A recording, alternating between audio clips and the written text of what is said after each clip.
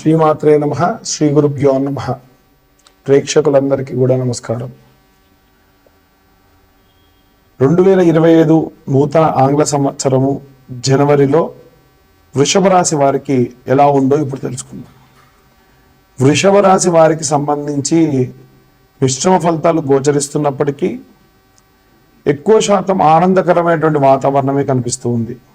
ముఖ్యంగా ఈ యొక్క వృషభ రాశి వారికి సంబంధించి విందు వినోదాల్లో పాల్గొనడము, వస్త్ర ప్రాప్తి కలగడము, ముఖ్యంగా ఆడవాళ్ళు స్త్రీలకు సంబంధించి పండుగ కాలం కదూ, సంక్రాంతి సమయం కాబట్టి కాస్త వస్త్రం అంటే బట్టలు కొనుక్కోవడము, పిల్లలు కూడా ఆనందకరమైనటువంటి వాతావరణము, సెలవులు రావడం వల్ల ఆనందకరమైనటువంటి వాతావరణాన్ని గడపడము అధికంగా ఉంది. కాస్త ఎప్పటికైనా సరే జనవరి నెల అంటే ఆహ్లాదకరమైనటువంటి వాతావరణం అనే మనకు అధికంగా కనిపిస్తూ ఉంటుంది, సర్వసాధారణం. అందున ఉద్యోగస్తులకు సంబంధించిన విషయానికి వస్తే మటుకు దూర ప్రాంతాలకి ప్రయాణం చేయాల్సి రావచ్చు. కాస్త జాగ్రత్తగా ఉండండి ప్రయాణ సమయంలో. వ్యాపారస్తుల విషయానికి వస్తే వ్యాపారస్తులు కూడా చేతి వృత్తులకు సంబంధించి చేసేటువంటి వ్యాపారస్తులు ఎవరైనా ఉంటే కాస్త జాగ్రత్తగా ఉండండి. అంటే చేతి వృత్తులు అంటే అన్నటువంటి అనుమానం రావచ్చు మీకు. ఎవరైనా సరే మ్యానుఫ్యాక్చరింగ్ చేసి స్వయంగా వాళ్ళ చేతులతోని వాళ్ళే తయారు చేసినటువంటి పదార్థాలు ఏమైనా ఉంటే వాటిని ఎక్స్పోర్ట్ చేసేటప్పుడు, ఇంపోర్ట్ చేసుకునేటప్పుడు పలానా హోల్సేలర్కి, రీటైలర్కి, టెక్స్టైలర్స్కి వాళ్ళకి పంపించేటప్పుడు జరిగేటువంటి విషయాల్లో జాగ్రత్త వహించండి. ఏ పాటి అప్రమత్తం లేకుండా ఇబ్బంది పడాల్సినటువంటి పరిస్థితి నెలకొంటుంది. మరి ఇప్పుడు వ్యాపారస్తుల గురించి, ఉద్యోగస్తుల గురించి, విద్యార్థుల గురించి, ఇంట్లో ఉండేటువంటి గృహిణుల గురించి చెప్పారండి. ప్రత్యేకంగా సినీ రాజకీయ రంగాల వాళ్ళలో ఎవరైనా ఏదైనా చేయాలంటే ఏం చేయాలి అనేటువంటి అనుమానం మీకు రావచ్చు. సినీ రాజకీయ రంగాల్లో ఉన్నటువంటి ప్రముఖులు, నేను సినీ రంగం అంటే సినిమా హీరోలను, సీరియల్ యాక్టర్స్లను గురించే కాదండి. సినిమా అంటే దాంట్లో పనిచేసే ప్రతి ఒక్కరూ కూడా, ఉద్యోగస్తులు కూడా వర్తిస్తుంది ఇప్పుడు నేను చెప్పేటువంటిది. రకరకాలైనటువంటి చోట్లకు వెళ్తూ ఉంటారు కాబట్టి పాదపీడా దోషము కలిగేటువంటి అవకాశం ఉంది.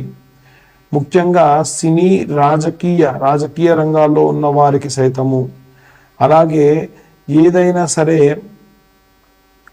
కోర్టు వ్యవహారాల్లో ఇబ్బంది పడుతున్న వారు కూడా ఉంటూ ఉంటారు. వారు కూడా ఏంటంటే ఇప్పుడు నేను చెప్పేటువంటి ఇబ్బందులు పడేటువంటి అవకాశం ఉంటుంది. ఎలాంటి ఇబ్బందులు అంటే నిద్ర లేమితనము, ఆకలి వేయడము, అకారణమైనటువంటి ఆకలి, మధ్యరాత్రులు ఆకలి వేయడము, ఉన్నట్టుండి నిద్రలో ఉలిక్కి పడడము, కాళ్ళు చేతులు బాగా గుంజడము, ఎక్కడైనా సరే కొంచెం పని చేసినా శ్రమ అనిపించడము, గుండె దడలాగా కావడము, ఇవన్నీ కూడా ఇప్పుడు నేను చెప్పిన వర్గాల వారికి కలుగుతుంది. ఎందుకు అంటే మీరు తిరిగేటువంటి ప్రదేశాలు, ఎక్కడికి పడితే అక్కడికి వెళ్తూ ఉంటారు. అక్కడ శౌచం ఉందా, అశౌచం ఉందా, తొక్కకూడని తొక్కుతున్నారా, గాలి ధూళి చాలా ఉంటాయి. అలాంటివి ఏవి కూడా ఇబ్బందులు కలగకుండా ఉండాలి అంటే సినీ రాజకీయ రంగాల వారికి కాదు, ఇప్పుడు నేను చెప్పేటువంటివన్నీ కూడా బుధాదిత్య యోగం వల్ల వచ్చేటువంటి ఇబ్బందుల వల్ల కలిగేటువంటి లాభాలు ఎలా జరగాలి, ఇబ్బందులు ఎలా తొలగిపోవాలో ఇప్పుడు మనం తెలుసుకుందాం. 2025 నూతన ఆంగ్ల సంవత్సరం జనవరి మాసమునందు బుధాదిత్య యోగం రానుంది. ఈ బుధాదిత్య యోగము అంటే బుధుడు సూర్యుడు కలిసి ఉండడం వల్ల మన 12 రాశులకి, ఈ ఒక్క రాశి వారికి కాకుండా 12 రాశుల వారికి కూడా చాలా చాలా అనుకూలంగా ఉండబోతుందని మనం చెప్పవచ్చు. అయితే సాధారణంగా తెలిసినంత వరకు ప్రతి ఒక్క జ్యోతిష్యులు చెప్పేది ఏమిటంటే ఒక 4 రాశుల వారికి బాగుంది, సింహరాశికి, అలాగే కన్యా రాశికి, తుల రాశి వారికి, వృశ్చిక రాశి వారికి బాగుంది, ఇతరత్ర ఇంకెవరికి కూడా అంత యోగదాయకం కాదు అంటూ ఉన్నారు. కానీ అలా కాదు. యోగం ఉన్న సమయంలో మనం దానికి తగ్గటువంటి పూజాధికరతులు, చిన్న చిన్న మార్పులు, చిన్న చిన్న రెమెడీస్ చేసుకోవడం వల్ల అత్యుత్తమమైనటువంటి ఫలితాలు మీరు పొందవచ్చు. అయితే ఏమేం చెయ్యాలి, ఎలాంటి ప్రతిఫలాలు పొందొచ్చు అంటే విద్యార్థులు కానీ, గృహిణులు కానీ, వ్యాపారస్తులు కానీ, ఉద్యోగస్తులు కానీ, ఏదైనా సరే కార్మిక రంగంలో ఉన్నటువంటి వారు కానీ, లేదా ఎవరైనా సరే సినీ రాజకీయ రంగాల్లో ఉన్నవారు కానీ, విదేశాలకు ప్రయాణం అవ్వాలనుకుంటున్న వాళ్ళు, విదేశాల్లో ఉద్యోగం చేయాలనుకుంటున్న వాళ్ళు, విదేశాల్లో చదువుకోవాలనుకునేటువంటి వాళ్ళు, కోర్టు కేసులతో ఇబ్బంది పడుతున్న వాళ్ళు, ఎవరైనా సరే ఈ బుధాదిత్య యోగాన్ని సఫలీకృతం చేసుకోవచ్చు. ఎలా చేసుకోవాలండి అంటే చాలా చాలా చాలా ఉత్తమమైనటువంటి మార్గం ఏమిటి అంటే ఆరాధన పూర్వకంగా చేసేటువంటి మార్గము.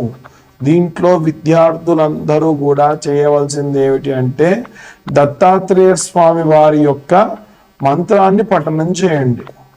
అంటే దత్తాత్రేయ స్వామి వారి మంత్రం ఏమిటంటే దిగంబరాయ విద్మహే పాంచజన్యాయ ధీమహి తన్నో దత్త ప్రచోదయాత్. ఏ మంత్రం అండి అంటే దిగంబరాయ విద్మహే పాంచజన్యాయ ధీమహి తన్నో దత్త ప్రచోదయాత్ అనేటువంటి మంత్రాన్ని విద్యార్థులందరూ కూడా పఠనం చేయండి.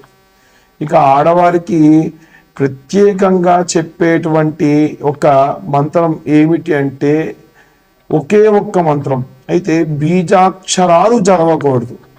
చాలా వరకు ఏంటంటే అందరూ బీజాక్షరాలు చదువుతారు, బీజాక్షరాలు అందరూ చదవకూడదు అంటారు. ఒకే ఒక్క బీజాక్షరాన్ని పఠనం చేయడం దోషం కాదు.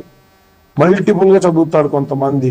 ఉదాహరణకు క్లాం, ఓం, క్రాం, క్రీం, క్రౌం సహ క్లీం, హ్రీం, శ్రీం ఇలా 3-4 అక్షరాలు బీజాక్షరాలు కలిపి చదవడం అనేటువంటి కొంతమందే చేయాలి.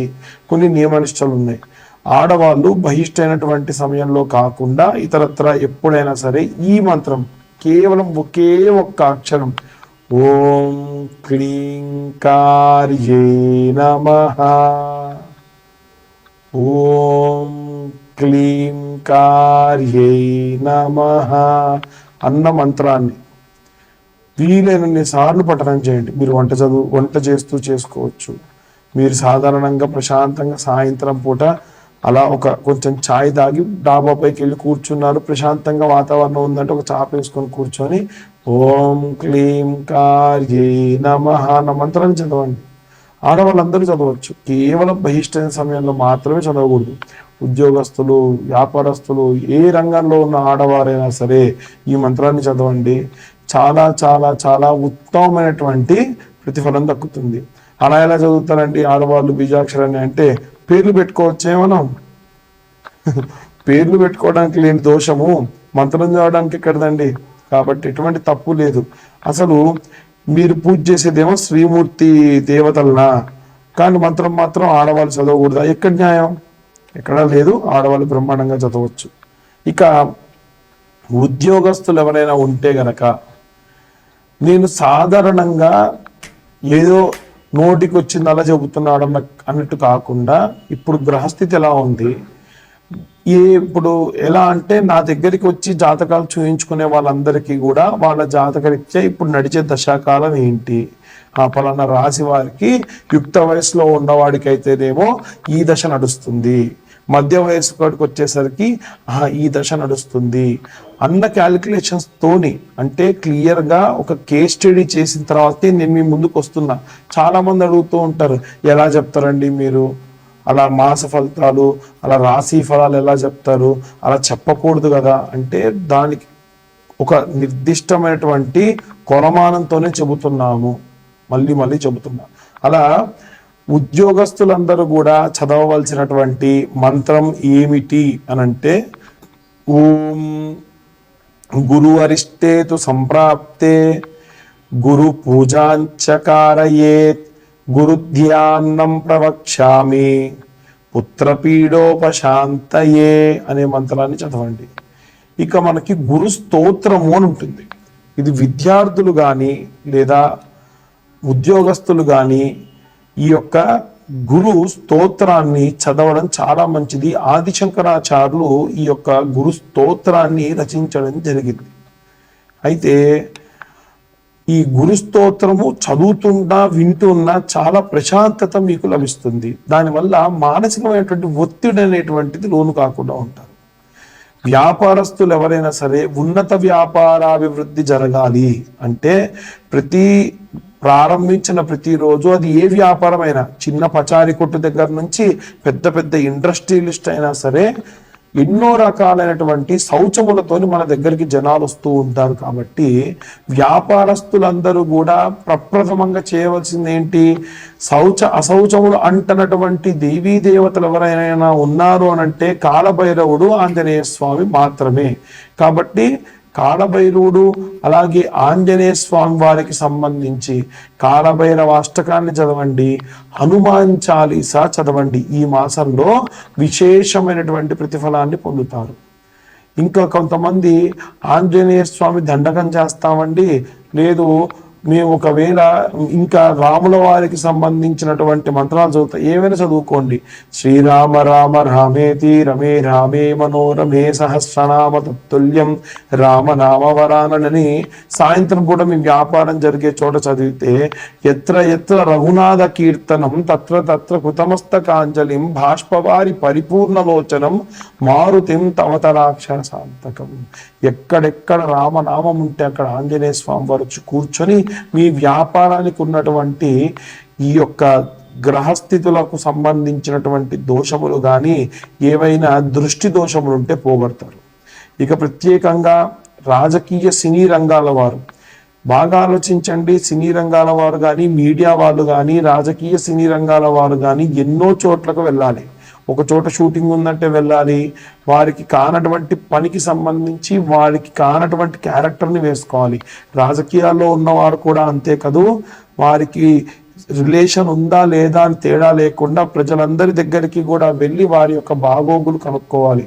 పూర్వం రాజులు కూడా ఈ రకమైనటువంటివే చేసేవాళ్ళు. ఏమిటంటే దుర్గా కవచము అని ఉంటుందండి. ఈ దుర్గా కవచాన్ని రోజు మీరు మంత్రంగా పెట్టుకొని వినడము అలాగే చదవడం చేయండి.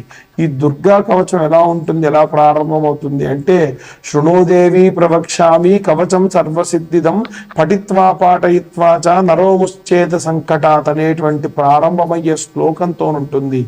ఈ కవచాన్ని చదివి రోజు కూడా మీరు బయటికి వెళ్ళేప్పుడు ఒక రుద్రాక్షకు సంబంధించినటువంటి ఇలా ఏదైనా బ్యాండ్ కానీ లేకుంటే ఏదో ఒక కంకణం, ఒక దారంతో ఉన్న కంకణాన్ని కట్టుకోండి. బయటికి వెళ్ళేటప్పుడు ఈ కవచం చదువుకొని దాన్ని కట్టుకొని తర్వాతకు మళ్ళీ అలాగే వచ్చేసి అది విప్పేసి అక్కడ పెట్టండి. ఇది సినీ రాజకీయ రంగాల వారే కాకుండా ఏదైనా ఉద్యోగస్తులు, ఏదైనా బయట విదేశాలకు వెళ్ళాలనుకునేటువంటి ఉద్యోగస్తులు, లేదా ఏదైనా కోర్టుకు సంబంధించి పనులు ఉన్నటువంటి వాళ్ళు, విదేశాల్లోకి వెళ్ళేటువంటి విద్యార్థులు ఎవరైనా సరే ఈ యొక్క మంత్రాన్ని చదివి ఆ కవచాన్ని చేతికి కట్టుకొని వెళ్ళండి. మంచి మంచి శుభ ఫలితాలు పొందవచ్చు. ఇక ఇవన్నీ కూడా ద్వాదశ రాశుల వారందరూ కూడా పాటించవచ్చు. జాతకం గురించి మాకు ఫోన్ చేసే వాళ్ళు ఉచితంగా చెప్పమని కానీ లేకుంటే వారు ఇచ్చేటువంటి డేట్ ఆఫ్ బర్త్ టైం లేకుండా చెప్పమంటున్నారు. డేట్ ఆఫ్ బర్త్ టైము లేకుండా ఒక కొలమానం అనేది లేకుండా చెప్పడం కష్టం. కాబట్టి దయచేసి అందరికీ కూడా విజ్ఞప్తి, మీరు పుట్టినటువంటి తేదీ, సమయము, పుట్టినటువంటి ప్రదేశము, ఈ మీ పేరు